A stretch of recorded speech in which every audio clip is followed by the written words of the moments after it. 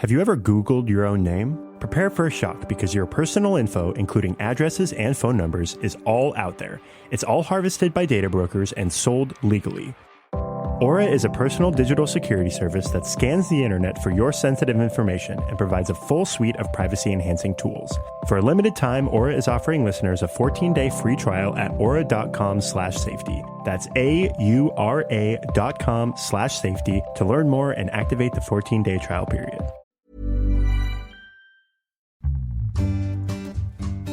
Shares for beginners.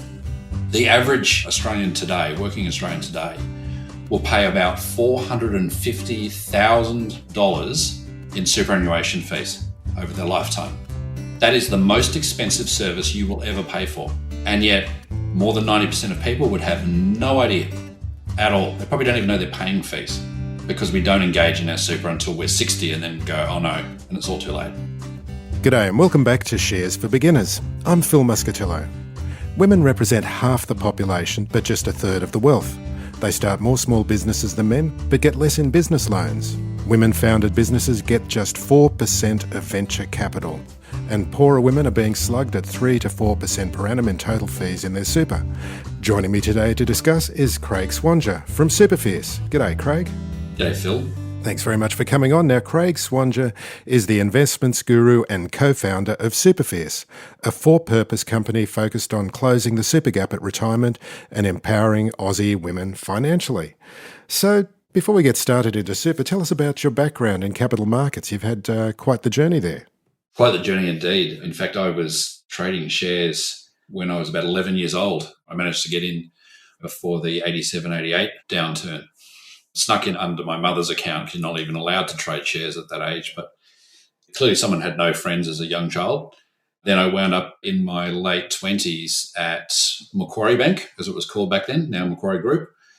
Quickly went into the investments area there, and 15 years later, when I left, I was the Global Chief Investment Officer at Macquarie. Had an enormous amount of fun, great learning experience, and really only left because it was very hard at such a large place like Macquarie as it became by that time, to invest in early stage companies. Macquarie is literally too large to be able to do it. It took too much time. So I wanted to make more of a difference at the for-purpose social impact end. And so in 2013 left. Since then, I've been investing in, advising, setting up various early stage fintech, largely financial technology companies. Just going back a little bit to the 80s and trading at 11, how did you get so interested at that sort of early age? Clearly, complete nerd. Beyond that, I actually really don't know. My parents had some interest in investing in shares. They weren't fund managers or anything like that. In fact, Dad was in real estate, so maybe there's a bit of an investment blood there somewhere. There's certainly some entrepreneurial DNA there. But I, at some stage during the 80s, got involved in the share market just out of interest. It was something that my mother and I did together from time to time, and then just got more and more interested. You remember at one stage, entrepreneur was a dirty word back in the 80s, where there were Alan Bonds and so on. Yeah, it was the White Shoe Brigade, wasn't it? Yeah, that's right. That's exactly right. And so I got particularly interested in people like Ron Briley. Unfortunately, he's gone the wrong side of the tracks more recently, but the sort of investors who saw value in different companies and went in to try and improve those for shareholders, but also for customers and for staff. And that was a very early movement. Really, in those days, you had Buffett in the States, Briley, you had one or two in Australia. We were more of the mining ilk. I found that area very interesting and sort of followed that my whole way through high school. And then when I left university, really, that was my first entrance into Macquarie, was talking to them about what could be done in that space. And Ron Briley was known as a corporate raider, wasn't he? I mean, he had a reputation as, some people would say, destroyer of companies. But what do you believe, he was more of an unlocker of value? Yeah, in his early days, well, probably not his early days, probably his midlife, my early days, he was very capable in going in and ripping out bureaucracy, ripping out management, and actually focusing back on core product. And if a business was doing two things that just didn't relate to each other, pulling them apart. And yeah, Australia's really missed that in the decades since, because companies like Telstra could have been 3 or 4 different companies that probably would have been more successful collectively, but for various reasons got kept as one. And unfortunately, then what happens is the bureaucrats take over and the the weakest common factor in the organisation becomes its mainstream. Mm. Well, let's move forward in your career to the VC companies that you've helped and fintech. Can you describe a couple of these companies and what they're actually trying to achieve? There's a common theme with all of them that typically would attract me at the start, and they're looking to do something a bit different. I find it a bit frustrating in fintech that there's already 200 robo-advisors, so let's have a 201. There's already 300 super funds, so let's have another one, right? There's no need. If you're going to use technology, to me, it's a waste unless you can actually use it to improve the outcomes for, hopefully, the customers of that company. And in doing so, improve it for the shareholders as well. That's my belief, is technology is more efficient. So if you can cut costs, then two people should be better off, the customers and the shareholders. And so that whenever I've joined a company, it's someone who's looking to do something like that. So there's a listed entity that I went onto the board of back in 2015. It's now called Wiser Limited. Incredibly innovative company with a very, very strong leadership team and most importantly, a vision. And that vision was all around, it's actually in personal lending. So they do personal loans. Right? So not what you would call on the surface a company that's doing good per se. However, people genuinely need personal loans. And so the doing good part was going, what can we do to really help this person never need a personal loan? But inevitably they're going to. So if they do, they'll choose us because we helped them before that. So you're doing good and doing well at the same time. So what's the difference between going to a bank, say, for a personal loan and going to someone like Wiser? Look, there's two main differences. One, I think, is technology and the other is intent. And it's not that the banks have bad intent. It's that they generally lack good intent because they're such large organizations. How can kind of human values permeate through an organization that's tens of thousands of people? So you tend to find with fintechs, the first difference is that the technology makes them more efficient. It's either a more efficient discovery process for the consumer, more efficient application process, more efficient processing, or just management. That can give them a real economic advantage. But then the second thing needs to be intent, that you're going to take that efficiency and it's going to give something back to the user and keep some for the shareholder. Well, let's move on to superannuation then, which is what Superfierce is all about. Well, my first question was, why does superannuation require demystification? I've been through your FAQs, and so I thought I'd throw that one straight at you. Let's start a little bit about what Superfierce is looking to do in terms of improving the situation for consumers. We focus on improving the outcomes for women, but I guess the first point is that men aren't excluded. And it's a nuance that we really draw attention to because much of financial services is set up with a very male lifetime experience. Men tend to do their education, whether it includes uni or not, start work, their income grows over their life, it peaks at some stage and they retire, with very few bumps along the way other than maybe sort of the unfortunate sicknesses or so on. For women, much unlike men, they can start their career knowing almost certainly they're going to have some substantial bumps on the road when it comes to their wealth building, right? If they plan to have kids, hopefully they can, and that'll mean that there's time out of the workforce. If they try and have kids and can't for various reasons, there's still some pretty bumpy years there if you've had friends go through that experience. If anyone winds up looking after elderly parents, typically it's the daughter or daughter-in-law who's doing that. So for most women, there tends to be a very bumpy road, and while men are homogenous, women are definitely far more nuanced. Financial services, including superannuation in particular, is not set up for that. Financial services assumes that everything is smooth. So what did we set out to do? We set out to help close the gender wealth gap by focusing firstly on super. Quite importantly, that's not where we end at all. We will be moving on to all of the other areas that help build wealth, home ownership, small business, and so on. But we started with super because every working Australian has a superannuation account. Probably one of the most common questions that we get asked is people will say, hey, I really want to get into investing. And our answer is, you already are. And most people don't know that they already have an investment portfolio. And very few people understand that for any woman who's under the age of 40 right now, their super will be the largest asset they ever own, right? For anyone over 40, it used to be your home. But because of the way super, when it was introduced by Keating and the time it's been around and the fact that there's a much higher percentage going into super, anyone under 40, super is now going to be their largest ever financial asset. And it's their money. It's the second thing people don't understand. They think it's this amazing pool that sits over there and at some stage they might get some of it. It's always their money. It's just locked up. It's a piggy bank with no plug on the bottom. You can never get access to it until the government says you've reached that retirement age. And because it's their money and it's their investment portfolio, what we're trying to do is encourage them to take ownership. Now, that doesn't mean go and set up an SMSF, because core to our beliefs is that over the long term, no one, even the best fund manager in the world, can beat the market, right? So it's not about managing the money. It's about taking responsibility. The average Australian today, working Australian today, will pay about $450,000 in superannuation fees over their lifetime. That is the most expensive service you will ever pay for. And yet, more than 90% of people would have no idea at all. They probably don't even know they're paying fees because we don't engage in our super until we're 60 and then go, oh no, and it's all too late.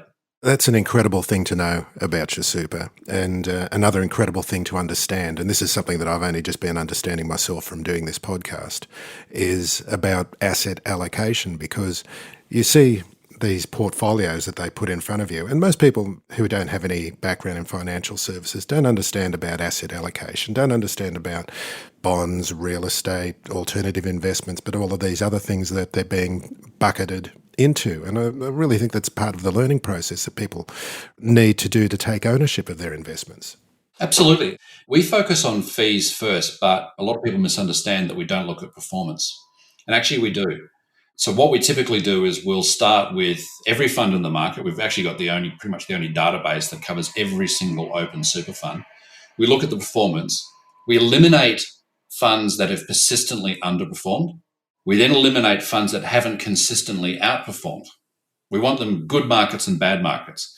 Then we look at funds that actually have not just outperformed on, say, their My Super account, but also, coming back to your point about asset allocation, on their funds that have more risky assets and less risky assets.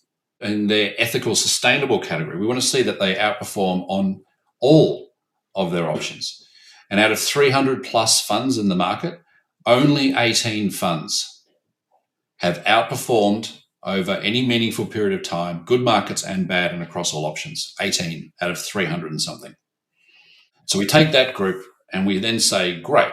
Now, out of that group, for our customer that we're dealing with today, for Phil, given his balance and his age and his income and his aspirations, which fund is going to result in the lowest fees for the remainder of his working life?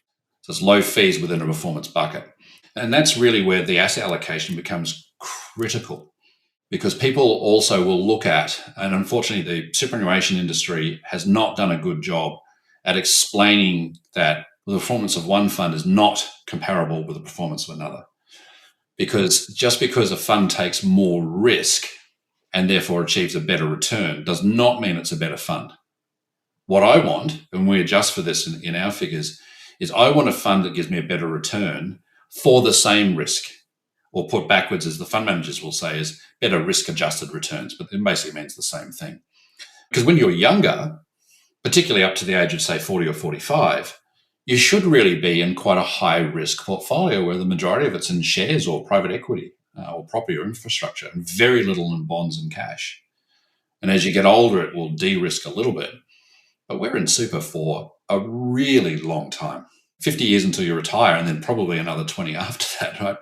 Talk about the long term. It does not get any longer than that. So you really want to be in asset classes. You really want your asset allocation to be taking advantage of that. And you can stomach some ups and downs along the way. Go into shares. I think that's a problem sometimes for younger people, is that they think, oh, I'm a conservative person and, this portfolio allocation is conservative. That's what I should be putting my super into. That's not really the case, is it?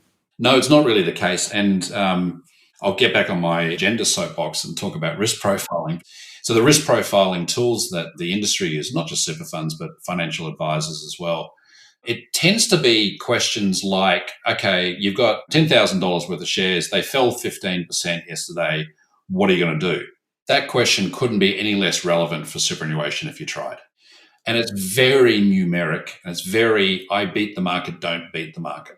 Right? And that's what we like to do. That's what men do. We like to outperform. Look at the scoreboard, son. Like, how many times have you said that? Right? For women, they aren't less of a risk taker. They aren't more risk averse. They just measure risk differently. Women measure risk against a life goal. I want to achieve a life goal. Reduce the risk of me not achieving a life goal.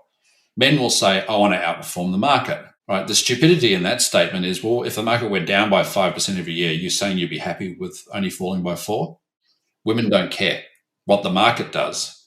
They just want to achieve a life outcome. It doesn't make them less of a risk taker, but if you frame the questions relating to a market, you will naturally conclude that women are less risk averse. And every study done by actual psychologists, not us finance people, have concluded that women are no more or less risk takers than men. Did you know that personal information, like addresses and phone numbers, is collected and sold by data brokers across the internet? Fortunately, Aura steps in, scanning the web, sending you alerts, and requesting the removal of your info when found. Get a 14-day free trial of Aura's full toolkit, including ID theft protection, parental controls, and more at aura.com/safety. That's AURA.com/safety.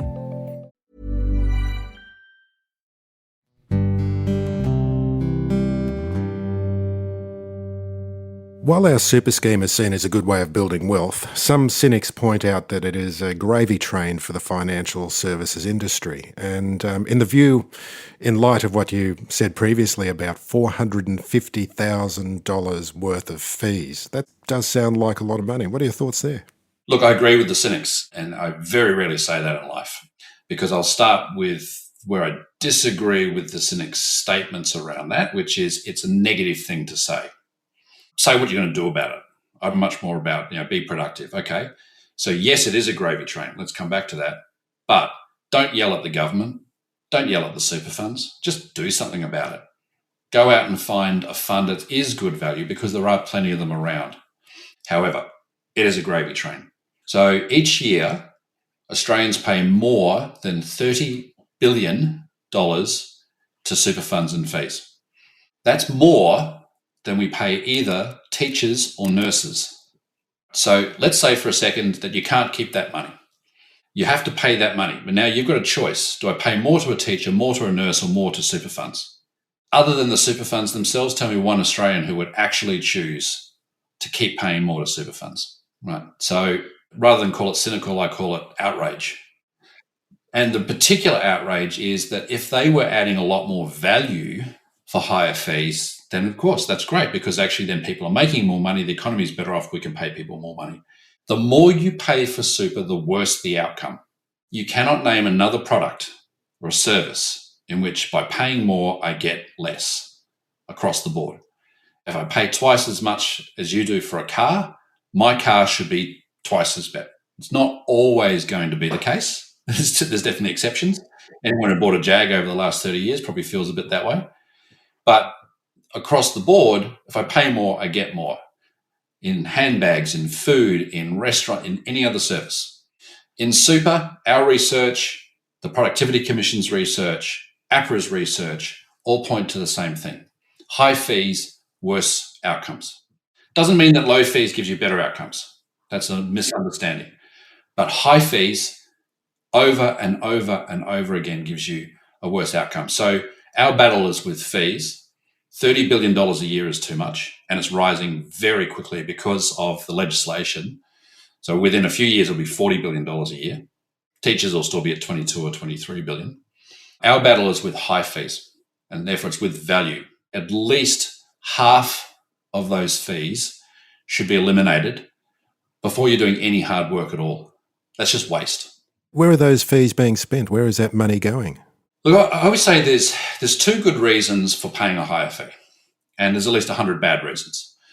The two good reasons might be active management And so your active management basically means I'm paying someone to try and beat the market for me. I personally wouldn't do that. I don't believe that you can. Warren Buffett, probably pretty much the number one active manager in the world, famously said when he dies, all of his wife's money is going into Vanguard index funds. And I'm in his camp. But that's a belief system. That's not a science. So if you believe that active managers can outperform, pay for it because you need to hire people for that. That's one good reason. The other reason for fees is administration. Super is quite complicated. Think of it, every fortnight or every month, your super fund has to collect money from your employer. They have to figure out where it goes to, pay some tax, pay some fees, put it into the markets, then take it back out again, report to you. There's work to be done there. The more you pay for administration doesn't give you better administration. Typically, it's actually just you should still pay less, but it's a decent reason for some fees. The bad reasons. Pay more for the same is obviously a very bad reason. And typically that comes from layering, which means, so for example, in Australia today, you can invest your money in the Vanguard Growth Index Fund. That's where it ultimately goes into the markets. However, you can pay nearly 2% per annum for that, or you can pay as low as 0.3% per annum for that. And what are you getting? Exactly the same thing, minus more fees. And that's because there'll be the Vanguard Growth Index Fund is where it winds up, but then just beneath that, there'll be some kind of wrap platform, and just beneath that, there's an administration platform, and you want it with layering. Fund of funds, someone with a sub-manager, too many people in the gravy chain creates fees. That's a bad reason to me. The Vanguard Growth Index product invests in indexes. There's still something underneath them. If I'm going to invest in that index, regardless of how many fees I pay along the way, I'm still getting the index. So find me the cheapest way to get that index. Like say Host Plus Index Balance or Hester's Index Balance. There's at least 20 of them that are very, very low fee in index balance funds. And then the other one that is as a significant cause for higher fees that's not valid is greed. And it's not actually about for-profit or not-for-profit. That's a bit of a red herring. Just because you're collecting a profit doesn't make you any more or less greedy. Some of the not-for-profits spend their money on things that aren't really for members. Famously, over the last few years, we've seen evidence of that. So greed is always bad. It's not for members. There's a bad example.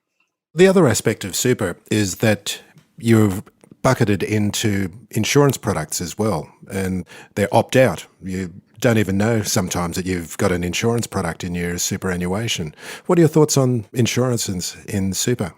Look, I think let's start with whether insurance is necessary, and for a hell of a lot of people, it is. It's a very, very important asset to own because you never know. Just like any other insurance. You don't buy car insurance because you're expecting to have a crash. You don't buy life insurance because you're expecting to die. It's to cover the consequences. Insurance through super has its positives and its negatives. Its positives are that it tends to be quite tax efficient because it's a tax deduction to the super fund. So there's a small benefit there. And you can't claim a tax deduction when you pay for a life insurance outside of super. It tends to be a lower cost service because they do what's called group insurance. They take thousands and thousands of people who are similar and therefore get a bulk buying discount.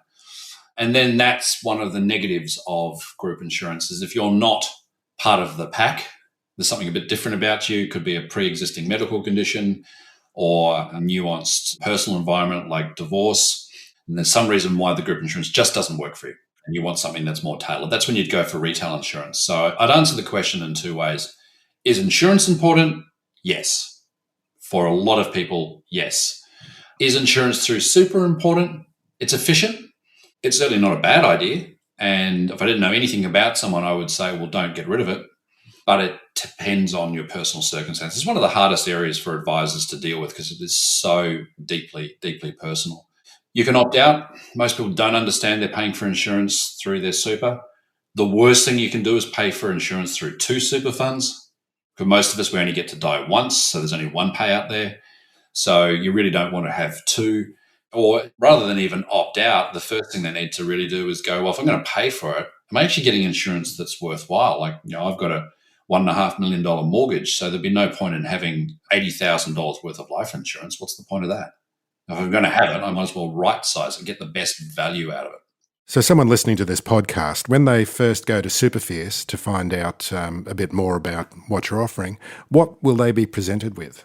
The first thing they'll notice is it's a very different experience. And I should actually start by saying while the public profile describes me as the co-founder of Superfist, it's actually the vision of my wife, Trina Probert. And so she set this up off a conversation that we were having one day. Clearly, we need to get a life, get some friends, because we were talking about super fees and the waste on a weekend. And she took that conversation and shared it with some friends of hers and found that they were all very concerned about their super because they hadn't done enough about it. And they didn't feel like they had the information or the capability to do anything about it. And that's really what we've set out to address, right? We want, firstly, for people to understand that investing, including your super, is entirely intuitive. It's made far too complicated by people in the industry using lots and lots of jargon, and they do that to be able to justify their fees, like the IT sector does, like so many different sectors do. They make it complicated. You go, oh, it's all too hard to believe what you're saying, and pay you the money. Investing is actually very, very simple. And so we start with that. And I don't like the word education because it's a bit condescending. I prefer to talk about it as being empowerment. Give them access to the information that just lets them know enough that they can be confident to then go and seek advice or ask. When they ask friends about something and they get the answer, they can actually understand and feel confident in making a decision. And if you feel confident in making a decision, you're probably going to engage and actually make decisions. And that is the critical thing. If you don't make the changes to your super in particular at an earlier age, every day, every week, every month that passes after that costs you money. If I said to you, here's a time machine, you can go back 10 years and tell the 10-year younger self, give them a special stock tip, and that'll mean for the rest of your life now, you'll earn $1,000 a month more without any extra work. No sane person would refuse that offer. And yet that's exactly what we're doing. We're saying, have a look at your super, don't waste your money on fees, do something about it early enough. And if you do, the odds are strongly in your favor that when you hit retirement, you're going to have something around $1,000 a month more to spend for the rest of your life. Now, it takes work to change your super. There's all this talk around, I just click here. If you click here on the consolidate super here or switch super here buttons that sit everywhere, there's plenty of disclaimers that sit on that for good reason. And the biggest risks you really face are things like you'll go into the default fund option, which maybe have too little or too much risk, or you might actually prefer to go into an ethical fund. It'll just put you into the standard fund. Your insurance benefits could be lost on switch because it just turns off the old insurance and tries to turn on new ones, but there's no guarantee the new fund will accept your insurance. And the paperwork and the inefficiency of the super industry will blow your mind. You think it's tough dealing with government? Try dealing with super funds.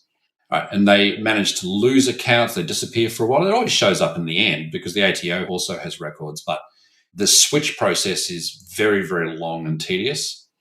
And so we always say, look, engage early.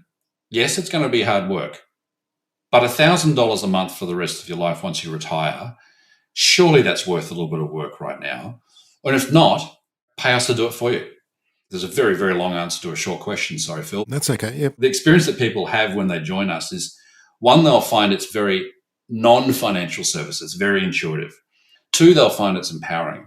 Three, they'll get a statement of advice at no cost with no hang-ups, no hooks, no follow-up hardcore marketing. We hand that to people because we've created this in a digital environment. It doesn't actually cost us much at all to prepare that advice, and it's pretty much instant. So we're able to do that at no cost because we want people to make a change. We then say to them, make the change. And if you're not going to make the change, don't lie to yourself. Well, a lot of people will say, I'm going to do that, I'm going to do that. And we find out a year later they haven't because they come back and say, oh, sorry. So either make the change or get us to do it for you.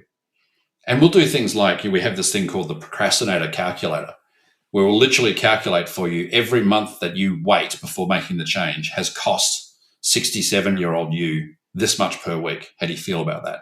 Because we're trying to get people to actually do something for themselves.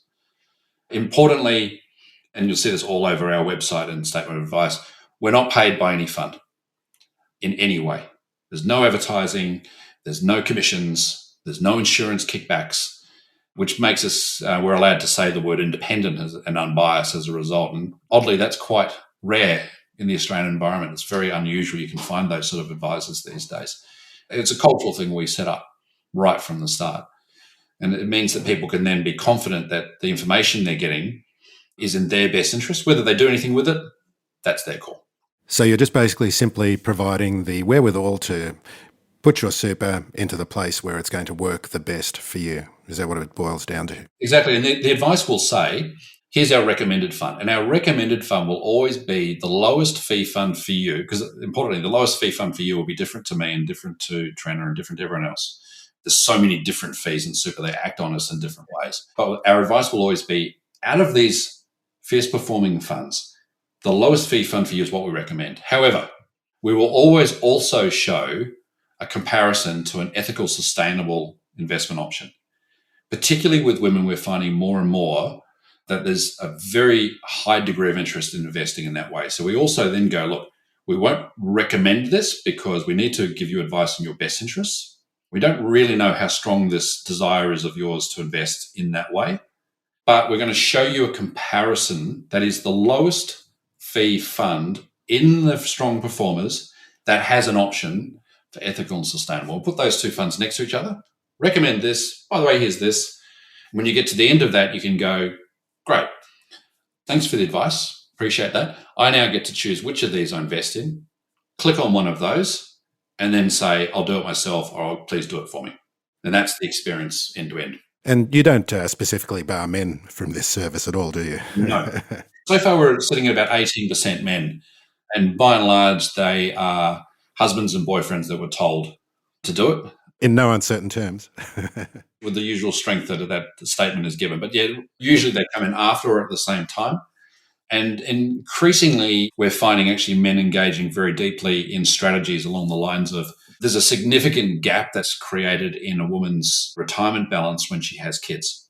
So what we're trying to encourage is more and more that the other parts of the family chip in to the super at that stage. And not just, oh, well, while you're taking time off work, I'll share my super with you. That won't make a big difference. It's more like, actually, while you're on maternity leave, all of my super will go to you. Now we're closing the gap. Or, hey, mum wants some grandkids. Great, mum, that's wonderful. Put $5,000 into my super now when I'm in my early 20s. So by the time I'm in my 30s and have kids, I've closed the gap. And that's where we're finding men and fathers in particular really engaging. So it's very encouraging to see. As soon as they know they can do something about it, they do. It's not like they don't want to help. They just don't know where to start. Yep, and the industry's set up in such a way that it's not making it obvious how people can start and get help. Yeah, they're getting better at sort of promoting strategies. I mean, what is it now? 28th of June. We'll see soon, or probably just seen, a whole bunch of strategies hit the newspapers saying this is what you can do with your super around this time of year. That's good. So the strategies are getting better, but the effort of doing that is enormous. So, for example, one of the things that we manage for customers, if you make voluntary contributions, additional contributions to your super, and if you change super funds, which of course, all of us do at some stage during our lives, if you don't fill in the right paperwork before changing funds, then the tax benefits that you get for making voluntary contributions are lost forever. Wow. Now, why on earth is that a feature of our superannuation system? But it is, and the implications can be thousands and thousands of dollars just wasted in taxation because of basically what's a fault in the super system. That's why when we talk about you can do the switch yourself, just be aware of all the hooks that sit there and make sure you follow through this process. Superfierce charges a sliding scale based on your super balance, is that correct? I'll answer it in two ways and say yes, it was, and no, it's not. So depending on when we go to air, but in the next 3 days, the fee will change to a very flat fee. That's basically $1 a day. So $365 is the annual fee. If you do the switch through us, then that's the set fee. But it comes with a range of subscription benefits as well on the sort of education, engagement material. And if you stay as a customer, then we're doing health checkups, checking your life insurance is at the right level, making sure new funds haven't shown up that might actually be better for you, and checking in to make sure that, if you were doing voluntary contributions to try and close the gap when you choose to have kids or set up a new business, that you're stuck on that track. Fantastic. So tell us where listeners can find out more information. Superfierce.com.au. is the best place to go. And the experience is very simple from there. There's a very simple chat function you go through right at the start. There's no obligations literally all the way through until after you've received the advice. Fantastic. Craig Swanger, thank you very much for joining me today. Thanks very much, Phil. If you found this podcast helpful, please tell a friend, especially if it's someone who needs to start thinking about investing for their future. You'll be helping them and helping me to keep this show on the road.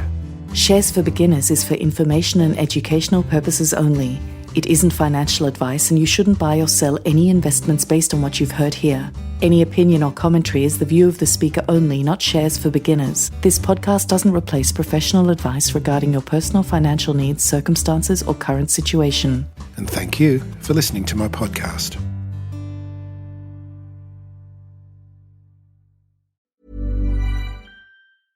Did you know that personal information, like addresses and phone numbers, is collected and sold by data brokers across the internet?